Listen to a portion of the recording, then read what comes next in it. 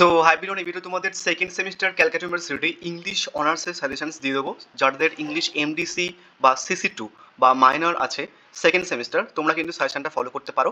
তার কারণ তোমাদের কিন্তু সিলেবাস হচ্ছে কি যে একই সিলেবাসে পরীক্ষাটা হবে। আদারওয়াইজ আমি তোমাদের মাইনর এবং এমডিসির জন্য একটা সেপারেট ভিডিও পোস্ট করে দেবো, সেখানটায় হয়তো কিছু কোশ্চেন্স বাদ দেবো অ্যান্ড কিছু কোশ্চেন্স বলে দেবো তোমাদের জন্য বেসিক্যালি, বুঝে গেছে?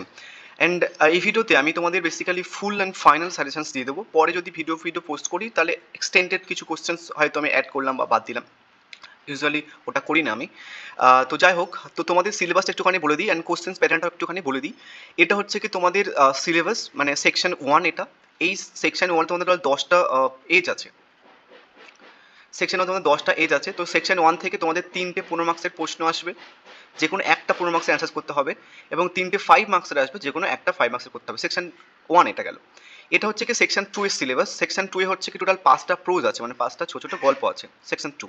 এখান থেকে 5টা গল্প থেকে 5টায় 15 মার্কসের প্রশ্ন দেবে, যে কোনো 3টে 15 মার্কসের প্রশ্ন করতে হবে, এবং 5টা গল্প থেকে 5টা 5 মার্কসের প্রশ্ন দেবে, যে কোনো 2 to 5 মার্কসের প্রশ্ন করতে হবে। এটা ওভারঅল হচ্ছে কি যে তোমাদের কোশ্চেন প্যাটার্ন। এবার যেহেতু 5টা গল্প থেকে 15 মার্কসের 5টা প্রশ্ন দেবে, তো সেই কারণের জন্য তোমাদের 5টা গল্প করার দরকার নেই। যে কোনো তোমার ইচ্ছা মতো বা পছন্দের যে কোনো 3টে গল্প থেকে সাজেশনে যে কোশ্চেন্সগুলো দেওয়া হচ্ছে দেন সেই কোশ্চেন্সগুলো করে যাও, তাহলে তোমাদের বাকি দুটো গল্প না করলেও চলবে, বোঝা গেছে? তো এই হচ্ছে কি ওভারঅল কোশ্চেন্স প্যাটার্ন। এবার আমি তোমাদের 2025-এ সেকেন্ড সেমিস্টারে সাজেশন পোস্ট করেছিলাম, হচ্ছে কি যে আজ থেকে 78 দিন আগে, মানে প্রায় 2 মাস, আড়াই আড়াই মাস মতো আগে। এবং সেখানটায় যে প্রশ্ন রেখেছিলাম, তুমি যদি ইউটিউবে এদিক ওদিক একটু আধটু দেখো, দেখবে হচ্ছে কি যে সব ওই কোশ্চেন্সগুলো, ইভেন কিছু কিছু লোকজন আছে যারা আমি যে কোশ্চেন্স রেখেছি পরপর দেন সেই অর্ডারও চেঞ্জ করেনি, লাইক হুবাহু জাস্ট নর্মালি হচ্ছে কি যে করে দিয়েছে, এমন একটা ব্যাপার। তো ইউজুয়ালি হচ্ছে কি যে কোশ্চেন্সগুলো হচ্ছে কি যে আমি রাখছি, দেন তোমরা জাস্ট সেই কোশ্চেন্সগুলোই করে যাও, আর কোনো কিছু দেখতে হবে না তোমাদেরকে। সেই কোশ্চেন্সগুলো করে গেলে হয়ে যাবে। যারা ফার্স্ট সেমিস্টার ফলো করেছিল তোমরা সবাই জানো যে সাজেশন কতটা কমন এসেছিল, এবং সেকেন্ড সেমিস্টারেও যারা আর কি এরা আগের বারে দিয়েছে ওরাও 100% কমন পেয়েছে। তো তোমাদের টোটাল না সিসিএফে তোমাদের নিউ সিলেবাসের উপর টোটাল 4বার পরীক্ষা হয়েছে ইংলিশ অনার্সের উপরে, নিউ সিলেবাসের উপরে ক্যালকাটা স্ট্যান্ডার্ডে। একবার ফার্স্ট সেম হয়েছে 2023-এ, আর একবার ফার্স্ট সেম হয়েছে যারা ফার্স্ট সেম দিয়েছে 2024-এ, এবং একবার সেকেন্ড সেম হয়েছে 2023-এ, 2024-এ হবে এটা। অ্যান্ড তারপর হচ্ছে কি থার্ড সেম হয়েছে 2024-এ, 24-25-এ হয়তো।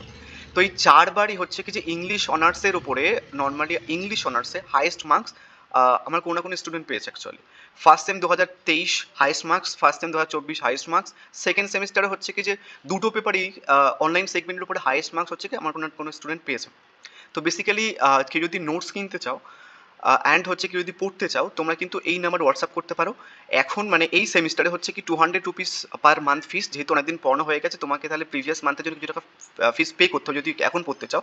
আদারওয়াইজ থার্ড সেমিস্টার কেউ যদি পড়তে চাও তাহলে তোমাদের 350 রুপিস মতো ফিস নেওয়া হবে, 3টে পেপার যেহেতু, অ্যান্ড 2 দিন করে পড়ানো হবে, সাথে ইবুক দিয়ে দিই আমি। ইবুক মিনস হচ্ছে কি লাইক এই যে গল্পগুলো রয়েছে, তুমি ধরো কোনো না কোনো কারণে রেকর্ডেড ক্লাস বা লাইভ ক্লাস করতে পারোনি, তো recorded class plus live class কিন্তু হয়, তো তাহলে হচ্ছে কি তুমি এই সমস্ত গল্প ইবুক থেকে পড়ে নিতে পারো, বাংলা প্লাস ইংলিশ ভার্সনে দেওয়া থাকে, বুঝে গেছে? যারা পড়তে চাও বা নোটস কিনতে চাও এই নাম্বার হোয়াটসঅ্যাপ করতে পারো, ঠিক আছে? সো এবার আসি মেন সাজেশনসের মধ্যে।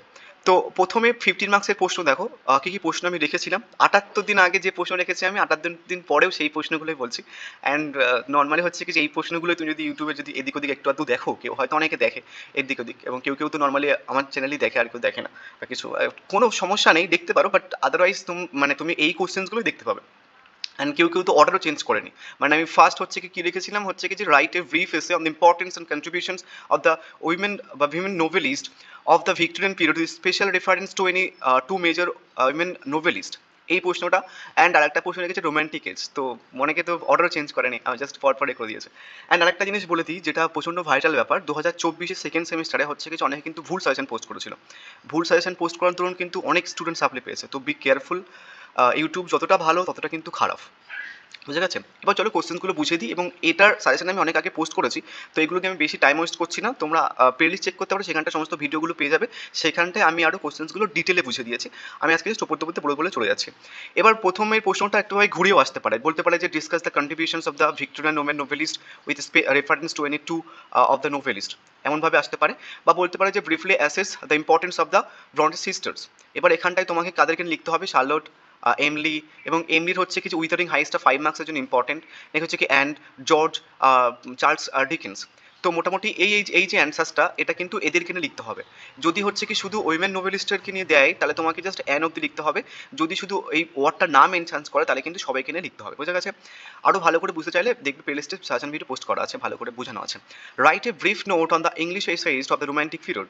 রোম্যান্টিক পিরিয়ডের ইংলিশ এসেইস্টদেরকে নিয়ে লিখতে বলা হয়েছে। আর একটা প্রশ্ন রাখা সেটা হচ্ছে কি write a note on the English personal essay of the romantic period with special emphasis on any two essayist of your choice, বা বলতে পারে যে give an account of non fiction prose of the romantic period with reference special reference to any two essayist. তো এই প্রশ্নটা কাদেরকে নিয়ে লিখতে হবে? চার্লস ল্যাম্বকে নিয়ে লিখতে পারো তুমি, তার কারণ হচ্ছে কি তোমার এসে অফ এলিয়া 5 মার্কসের জন্য ইম্পর্টেন্ট। স্যামুয়েল টেলর কোলরিজকে লিখতে হবে তোমাকে অ্যান্সার্সটা, তার কারণ বায়োগ্রাফি লিটারেরিয়া হচ্ছে কি তোমার 5 মার্কসের জন্য ইম্পর্টেন্ট। হচ্ছে কি ওয়াল্টার স্কট বা জেন অস্টিন, এদেরকে নিয়ে মোটামুটি তুমি লিখলে ভালো হয়। কারণ এই যে প্রশ্নগুলো মানে হচ্ছে কি তোমার এসে অফ এলিয়া বা বায়োগ্রাফিয়া লিটারেরিয়া বা জেন অস্টিনের প্রাইড অ্যান্ড প্রেজুডিস, এগুলো কিন্তু 5 মার্কসের জন্য ইম্পর্টেন্ট। তো তুমি যদি এই প্রশ্নের অ্যান্সারটা মানে এই যে প্রশ্নের অ্যান্সার যদি এদেরকে নিয়ে লিখে নিতে পারো তাহলে কিন্তু মোটামুটি তোমার 5 মার্কসের প্রশ্ন এদেরকে নিয়ে মুখস্থ করতে হবে না, তাদের কিন্তু সেপারেটলি মুখস্থ করতে হবে।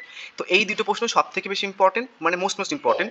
যদি কেউ মনে করো তাদের একটা পড়বো আমি, তাহলে এই প্রশ্নটা করে যেতে পারো। মক টেস্টে আমি এই দুটো প্রশ্ন তো মাস্ট রাখছি। নেক্সট আর একটা প্রশ্ন রেখেছি, সেটা হচ্ছে কি দেখো এটা এই প্রশ্নটা হচ্ছে কি যে ভিক্টোরিয়ান এজ থেকে, এটা মডার্ন রোমান্টিক এজ থেকে। আর একটা প্রশ্ন রেখেছি এটা মডার্ন এজ থেকে। এই মডার্ন এজ কিন্তু 20th সেঞ্চুরিও কিন্তু মেনশন করতে পারে, যে 20th সেঞ্চুরি বলে মডার্ন এজটা না মেনশন করে। তো একই প্রশ্ন অ্যাকচুয়ালি, মডার্ন এজ মানে 20th সেঞ্চুরি একই। তো কি প্রশ্ন রেখেছি সেটা হচ্ছে কি তোমার write a note on the either Virginia Woolf or James Joyce as a modern novelist, বা বলতে পারে যে write an essay on the modern prose with special reference to any two major writer.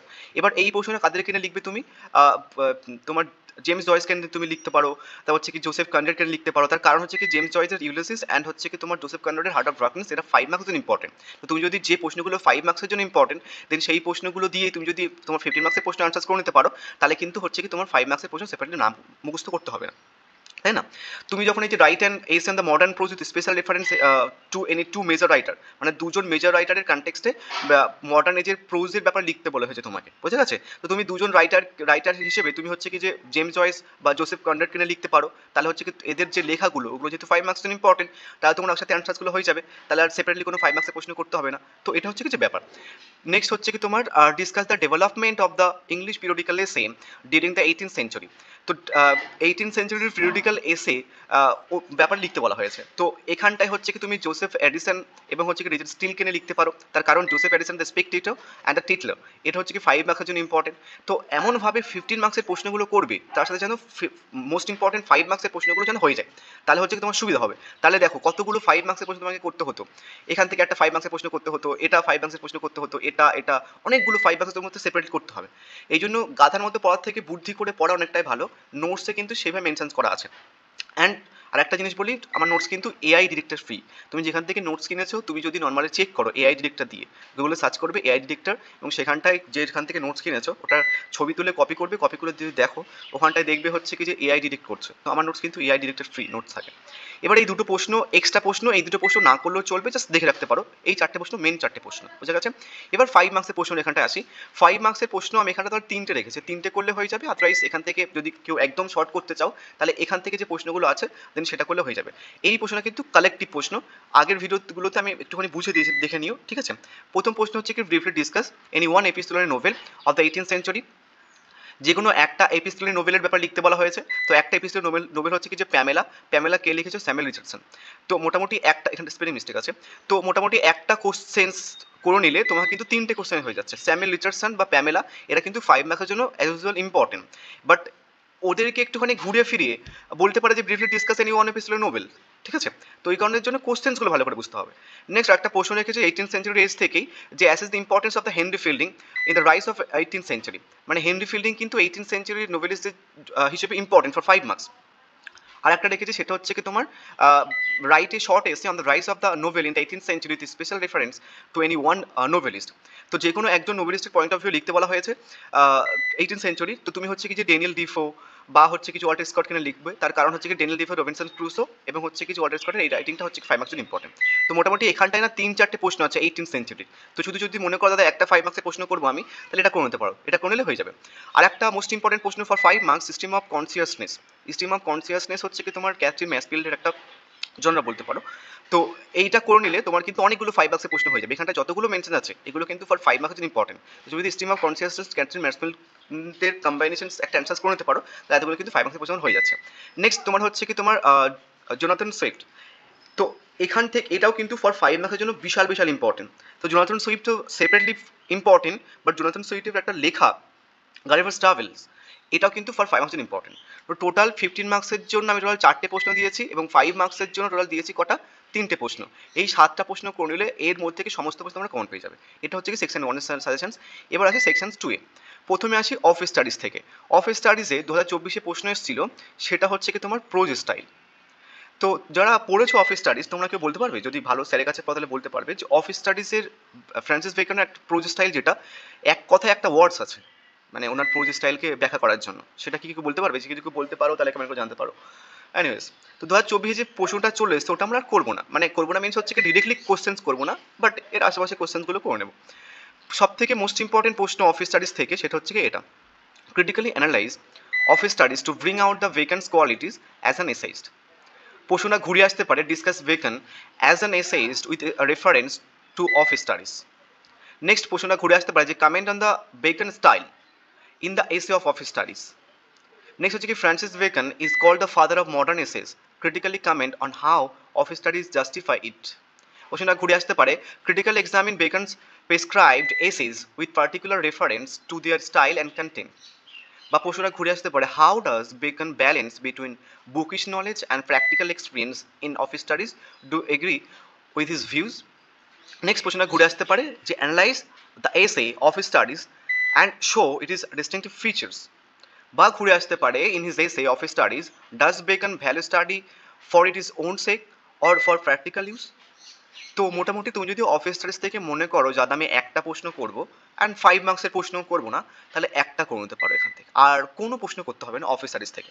Office studies থেকে একটা প্রশ্নই করে নেবে, but সমস্ত অল প্রশ্ন ভালো করে দেখে রাখবে। ইউজুয়ালি হচ্ছে কি থার্ড সেমিস্টারে তোমরা যারা সিনিয়র রয়েছে ওদের কিছু কিছু প্রশ্ন দিয়েছে, যে প্রশ্নগুলো আমি অফলাইনে অনেক টিচারের কাছে খোঁজ নিয়েছি, অনলাইনে তো দেখেওছি। কিছু কিছু প্রশ্ন আমি দিয়েছি, সেই প্রশ্নগুলো না তুমি অনলাইনে কোথাও খুঁজে পাবে, না হচ্ছে কিছু অফলাইনে কোনো স্যারের কাছে খুঁজে পাবে। অ্যান্ড সেই প্রশ্নগুলো ক্যালকাটা দিয়েছে, সেগুলো অরেজ ছিল, হুবাহু দিয়েছে যে প্রশ্নগুলো আমি রেখেছিলাম, সেটা কেউ দেয়নি, মানে দুনিয়ার ক্যালকাটা মিউজিক আন্ডার যারা পড়ায় কেউ দেয়নি। সেই প্রশ্নগুলো আমি দিয়েছিলাম আর সেগুলো পড়েছে, অডিট যে প্রশ্নগুলো রেখেছিলাম। তো মোটামুটি অল প্রশ্নগুলোও ভালো করে দেখে রাখবে। তার কারণ অনেকের সমস্যাটা হয় যে অনেকে কোশ্চেন্স কমন পায় দেন বুঝতে পারে না, যে এই প্রশ্ন ধরো এটা মুখস্থ করে গেছো তুমি পরীক্ষাতে, অ্যান্ড পরীক্ষাতে এটা পড়লো, অ্যান্ড তুই বুঝতে পারছো না আমি এটা মুখস্থ করে গেছি, এটা পড়লো কি হবে, কোশ্চেন্স কমন পাইনি।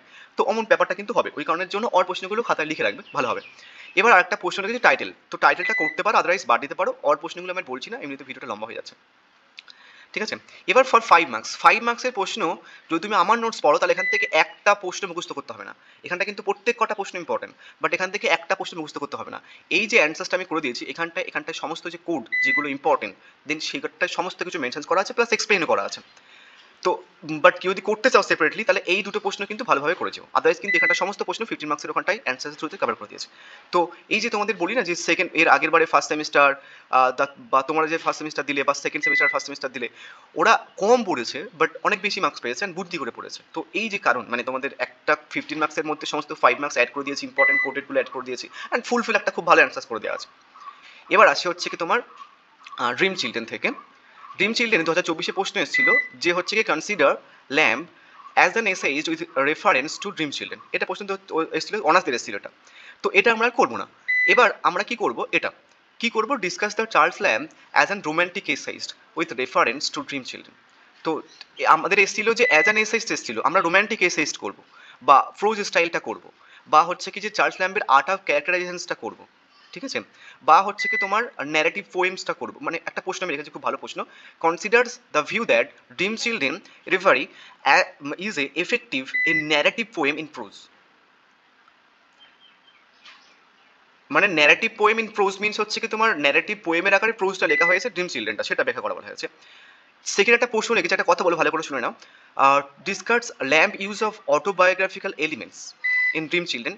বা বলতে পারে যে Lamb's essay dream children is full of autobiographical elements.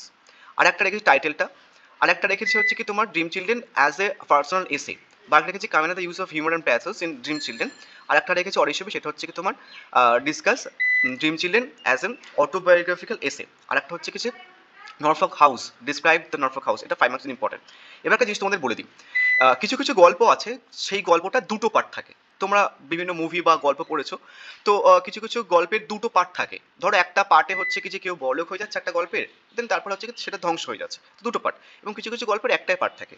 তো এই যে ড্রিম চিলড্রেনের যে গল্পটা আছে সেটা কিন্তু একটাই পার্টে। তো তুমি যদি এখান থেকে এটা করে নাও, এই প্রশ্ন কিন্তু হয়ে যাবে। তার কারণ যখন তুমি রোম্যান্টিক এসে হিসেবে ডিসক্রাইব করবে তখন তোমার কিন্তু সেখানটায় অটোবায়োগ্রাফিক্যাল এলিমেন্টস রাখতে হবে। এবং যখন তুমি রোম্যান্টিক এসে ডিসকাস করবে, চার্লস লাম অ্যাজ এ মানে যে পার্সোনাল এসে, মানে এটা যে একটা পার্সোনাল এসে ওনার, দেন সেটা কিন্তু অটোবায়োগ্রাফিক্যাল এলিমেন্টসের থ্রুতে হয়ে যাচ্ছে। তো সেই কারণে এখান থেকে একটা করলে হয়ে যাবে। যখন আমি মক টেস্ট পোস্ট করবো দুটো প্রশ্ন কিন্তু কম্বাইন করে দেবো, বুঝে গেছে? এখন দিলাম সেপারেটলি পড়তে পারো, তাহলে খুব ভালো একটা মার্কস পাওয়ার চান্স থাকে, ঠিক আছে? তার কারণ দুটো প্রশ্নই ডিরেক্ট আসার চান্স আছে, বুঝে গেছে? কারণ এই গল্পটার হচ্ছে কি যে মোটামুটি তুমি যদি একটা প্রশ্ন করে নাও, মানে যদি এটা করে নাও তাহলে এটা হয়ে যাচ্ছে, বা এটা করে এটা হয়ে যাচ্ছে, ওই কারণের জন্য এখান থেকে একটা করলে হবে, দুটো না করলেও চলবে, সেপারেটলি এখন করতে পারো। এবং একটা 5 মার্কসে রেখেছিলাম, 5 মার্কসের প্রশ্নটা কি, discuss the theme of nostalgia, বা হচ্ছে কি character of the grandmother feel, বা হচ্ছে কি যে কীভাবে মিক্স করা হয়েছে রিয়েলিটি অ্যান্ড ইমাজিনেশনসকে সেটা, এবং তার ভাইয়ের যে ক্যারেক্টারটা, আর একটা হচ্ছে কি তোমার একটা এন্ডিংটা, আর একটা হচ্ছে কি তোমার একটা ফ্রেজ অ্যাকচুয়ালি ইউজ করা হয়েছে যে বিজি আইডল ডাইভারশনস সেটা, বা ড্রিমের যে রোলটা, বা হচ্ছে কি যে ইলিয়ার যে রোলটা, দেন সেটা, এটা একটা কম্বাইন অ্যান্সার করে দিয়েছে ওদেরকে মোটামুটি। বাট এটা সেপারেটলি না করলেও চলবে। 5 মার্কসের প্রশ্ন সেপারেটলি না করলেও চলবে আমার নোটস পড়লে, সেখানটায় 15 মার্কসের প্রশ্ন আনসার্সের মধ্যে 5 মার্কস ভালো করে দিয়েছি। এবার আসি হচ্ছে কি তোমাদের টেম্পোরারি ম্যাটার থেকে। টেম্পোরারি ম্যাটারে 2024 প্রশ্ন এসেছিল যে theme of grief and loss এসেছিল। তো মোটামুটি থিম অফ গ্রিফ অ্যান্ড লসটা আমরা আর করবো না, অনার্সটা করবেন অ্যাকচুয়ালি, যারা জানলে তাদের জন্য প্রপোজ করবে একটুখানি। তাহলে কি করবে, ঝুম্পালাইটের টেম্পোরারি ম্যাটার থেকে টাইটেলটা করবে। টাইটেলটা সব থেকে বেশি ইম্পর্টেন্ট, বা টাইটেলের প্রশ্নটা অনেক ঘুরিয়েও আসে, যে বলতে পারে যে ক্রিটিক্যালি ডিসকাস দ্য আইডেনি ইন দ্য টেম্পোরারি ম্যাটার, বা বলতে পারে যে discuss the symbolism of light and darkness in the story temporary matter, বা বলতে পারে যে discuss the symbolism of blackout. এবার তোমরা না দেখো, তোমার দেখবে যে একটা প্রশ্নতে আমি অনেকগুলো অর্ডার হিসেবে রেখেছি, ওটা আমার ইচ্ছাকৃতভাবে রাখা নাই, তোমরা অনেকে প্রশ্ন বুঝতে পারো না। দেখো এই যে প্রশ্নটা আছে যে discuss the symbolism of the light and darkness, এই কথাটার মানে হচ্ছে কি যে ব্ল্যাক আউট। তো তোমরা হয়তো নাকি বুঝতে পারতে না, তো তুমি এটা মুখস্থ করে গেছো, তো পরীক্ষা দিলে যে discuss the symbolism of the black out, তুমি তখন আর লিখতে পারছো না, ওই কারণের জন্য এতগুলো অর্ডার রাখা। নেক্সট হচ্ছে কি তোমার discuss the importance of the ending. তো তুমি টেম্পোরারি ম্যাটার থেকেও যদি মনে করো একটা কোশ্চেন করে যাবো 15 মার্কের জন্য, তাহলে এটা করলে হয়ে যাবে। তাহলে আমি কিন্তু প্রত্যেক কটা গল্প থেকে একটা একটা প্রশ্ন বলে দিচ্ছি যেগুলো সব থেকে বেশি ইম্পর্টেন্ট, বোঝা গেলে? এখন থেকে যারা কম পড়তে চাও ফাঁকিবাজ, তোমরা কিন্তু একটা একটা প্রশ্ন ভালো করে পড়ে নিতে পারো। তো 3টে গল্প থেকে তোমাদের কিন্তু লিখতে হবে, 5টা গল্প থেকে আসবে, 3টে গল্প থেকে লিখতে হবে। তুমি 3টে গল্প থেকে 3টে 15 মার্কসের মোস্ট ইম্পর্টেন্ট প্রশ্ন বলে দিয়েছি, তোমরা এখন থেকে সেটাই করতে পারো, বুঝে গেছে? এবং এখানটা হচ্ছে কি তোমার দুটো ক্যারেক্টার আছে ঝুম্পা লাহিড়ির মধ্যে, তো দুটো ক্যারেক্টার তুমি দুটোই করতে পারো, ঠিক আছে? একটা ফিমেল ক্যারেক্টার আছে, মেল ক্যারেক্টার রয়েছে। তো ফিমেল ক্যারেক্টার আমি দিয়ে দিয়েছি, বাট ফিমেল ক্যারেক্টারের মধ্যে তুমি কিন্তু মেল ক্যারেক্টারটাও করতে পারো। তুমি ধরো ফিমেল ক্যারেক্টারটা করেছো এখান থেকে, যদি মেল ক্যারেক্টারটা আসলো, ঠিক আছে, তখন তুমি কিন্তু ওই মেল ক্যারেক্টারটার জন্য কিন্তু অ্যান্সার লিখতে পারো, তার কারণ অ্যান্সার সেভাবে রয়েছে। নেক্সট কোশ্চেনটা ঘুরেও আসতে পারে যে discuss the significance of the confessional game. Next হচ্ছে কি তোমার theme of communications in the story.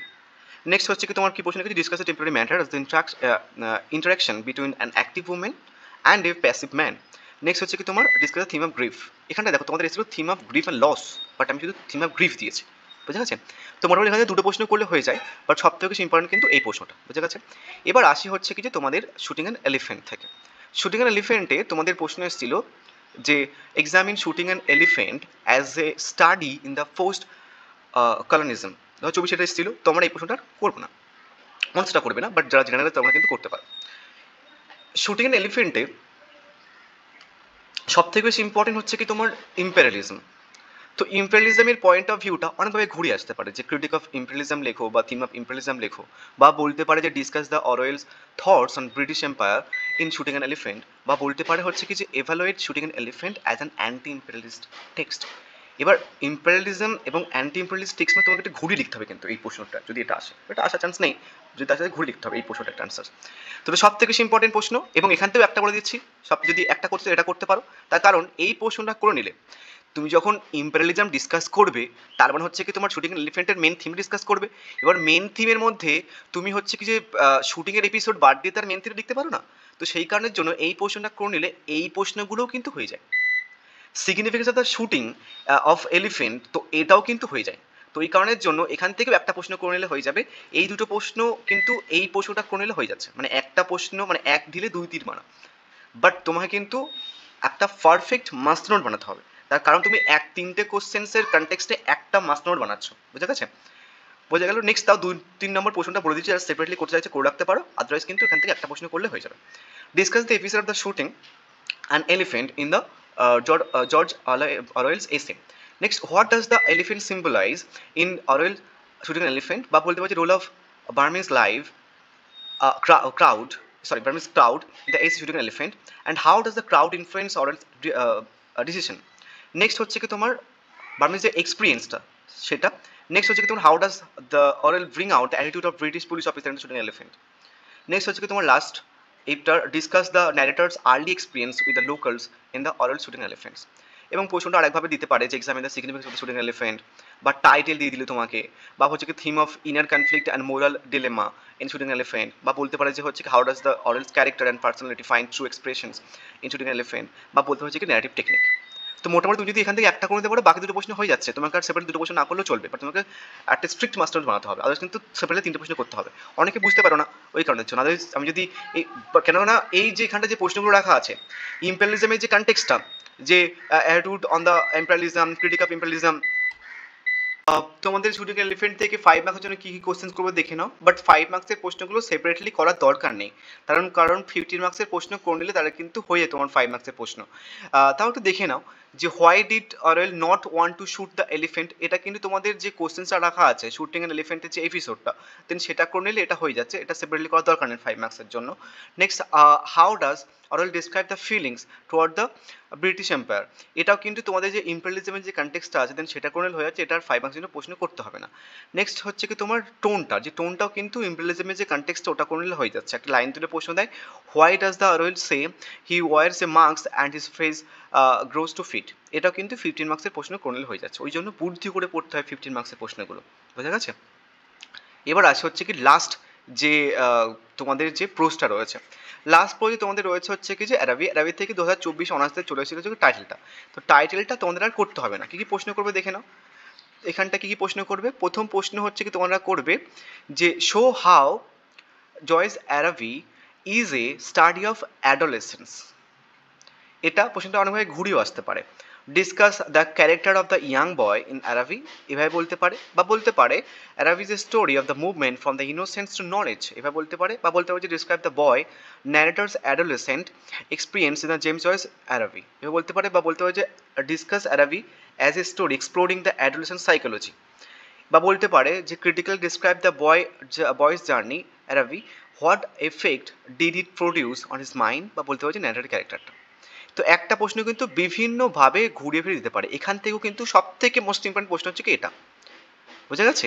তার কারণ এই 1-এর দাগের প্রশ্ন করে নিলে 2-এর দাগ প্লাস 3-এর দাগ হয়ে যায়। কেন বলছি? 2-এর দাগের প্রশ্নটা কি আছে দেখো, discuss Araby as a short story রয়েছে। তো তুমি যখন শর্ট স্টোরিকে ডিসক্রাইব করবে তখন ওটার মধ্যে অ্যাডোলেসেন্সের কনসেপ্টটা না দিয়ে তুমি তার শর্ট স্টোরি ডিসকাস করতে পারবে না, তাই না? তো ওই কারণের জন্য 2-এর দাগের প্রশ্ন করা আর 1-এর দাগের প্রশ্ন করা একই, তো ওই কারণে 1-এর দাগের প্রশ্ন ভালো করে করে নেবে। বাট প্রশ্নটা কিন্তু অনেকভাবে ঘুরেও আসতে পারে, কি দিভা দিতে পারে, the quest for the ideal is the main theme in Joyce Araby. Next হচ্ছে কি তোমার কি বলতে পারে যে Joyce a pen picture of Araby, বা বলতে পারে যে what details of Dublin life produce in Araby, বা বলতে পারে যে Araby is a story of the epiphany comment, বা বলতে পারে discuss the portrayal of the Mangan sisters in Araby, বা বলতে পারে the theme in Araby is a search for ideal beauty, discuss, বা বলতে পারে discuss the view that Araby is not mainly a story, it is a vivid writing, discuss, বা বলতে পারে যে Araby is a story of both expectation and frustrations. তো মোটামুটি তোমাকে কিন্তু এই দুটোকে নিয়ে বা এই 3টেকে একটা মাস্টার বানাতে হবে। তার কারণ হচ্ছে কি যে এই সেপারেটলি প্রশ্নগুলো করলে ভালো হয় বলে দিয়েছি, আদারওয়াইজ যখন মক টেস্ট পোস্ট করবো তখন দেখবে শুধু অ্যাডোলেসেন্সের প্রথম প্রশ্ন রেখে দিয়েছি, দেন বলেছি যে অ্যাডোলেসেন্সের কনটেক্সটার কোন কোন প্রশ্ন পড়তে হবে, দেন সেটা দেখে নিও, এভাবে কিন্তু বলবো মক টেস্টে। বা শর্ট স্টোরি দিয়ে অরিজিন শর্ট স্টোরি রাখবো 1-এর দাগের মধ্যেই, তখন বলবো যে এর অরিজিন কোন কোন প্রশ্ন দেখে নিতে পারো, এবং এইভাবে কিন্তু রাখবো, একটা কোশ্চেন করে নিলে হয়ে যায়, বুঝে গেছে? 3 দাগের একটা প্রশ্ন রেখেছি, তাও সেপারেটলি করলে একটুখানি বেশি মার্কস পাওয়ার চান্স থাকে, সেই জন্য রেখেছি, বাট মক টেস্টে তোমাদের কিন্তু কিছু প্রশ্ন মার্চ করে দেবো। 3 নম্বর প্রশ্ন কি, it has been said Joyce Araby is symbolic, would you agree with this view give reason for your answer. Next প্রশ্নটা ঘুরে দিতে পারে যে এক্সামিন দ্য জয় স্যারাভি as a symbolic short story. দেখেছো শর্ট স্টোরি, এটাতে শর্ট স্টোরি মানে ওই করার জন্য বলছি যে কোশ্চেন্সগুলো একই, অ্যান্সার্সগুলো একই, জাস্ট সেপারেটলি রেখেছি যাতে তোমরা একটুখানি মার্কস বেশি পাও সেপারেটলি করলে। তিনটে কোশ্চেন করলে খুব ভালো হয় অ্যাকচুয়ালি, না করতে চাইলে একটা করলে হয়ে যাবে। নেক্সট হচ্ছে কি তোমার ডিরেক্টলি বলতে পারো যে সিম্বলিজমটা লেখো, বা বলতে পারো থিম অফ ড্রিম ভার্সেস রিয়েলিটির যে ব্যাপারটা ওটা লেখো। তো মোটামুটি এখান থেকেও তোমরা একটা কোশ্চেন্স করলে হয়ে যাবে। তাহলে 5টা তোমাদের গল্প, 5টা থেকেই আমি 5টা 15 মার্কসের প্রশ্ন দিয়েছি। ফার্স্টটা 15 মার্কসের প্রশ্ন এমনভাবে বলেছি, ব্যবহার করতে বলেছি সেটা থেকে যেন 5 মার্কসের প্রশ্ন হয়ে যায়, তার সেগুলো কোনো চাপ থাকবে না। ডিএসসি 2তে তোমাদের কোনো চাপ রাখলেই চলবে না, তার কারণ সেক 2 পেপারে কিন্তু তোমাদের কিন্তু অনেকখানি পড়তে হবে, অনেকখানি তোমাকে কিন্তু টাইম দিতে হবে। তো ডিএসসি 2তে 3টে পোর্শন আছে, এসে, সাবস্টেন্স এবং হচ্ছে ক্রিটিক্যাল অ্যাপ্রিসিয়েশন। তো তোমার কিন্তু ওখানটায় কোনো কোশ্চেন্স কেমন আসে না, ওই কারণের জন্য তোমাকে ডিএসসি 2টা খুব ভালোভাবে শর্ট সাজেশনস বলো বা ব্রিফ বলো যেটা করে ডিএসসি 2টা কমপ্লিট করতে হবে। তারপরে সেকে ম্যাক্স টু ম্যাক্স টাইম দিতে হবে, আদারওয়াইজ কিন্তু সেকে সাপ্লি পেয়ে যাবে। এবং তুমি যদি সেকের ক্লাস করতে যাও সেপারেটলি তাও কিন্তু ক্লাস করতে পারো। সেক হচ্ছে কি যে নোটস হচ্ছে কি 350, এবং যদি ক্লাস করতে চাও তাহলে হচ্ছে কি যে 450 মতো নেওয়া হচ্ছে। তো কেউ যদি নোটস কিনতে চাও ডিএসসি 2 বা হচ্ছে কি তোমাদের সেক 2 বা তোমাদের যে সমস্ত মাইনর পেপারস রয়েছে বা এইসি কম্পালসারি ইংলিশ বা ইএনভিএস বা তোমাদের সিভিক পেপার রয়েছে, সমস্ত নোটস অ্যাভেলেবেল আছে। এই নাম্বারে হোয়াটসঅ্যাপ করতে পারো। নোটস প্রাইস খুব একটা বেশি থাকে না, 2 থেকে 250 টাকার মধ্যেই থাকে নোটস প্রাইস, শুধু ইংলিশের নোটসের প্রাইস একটুখানি বেশি। So thank you.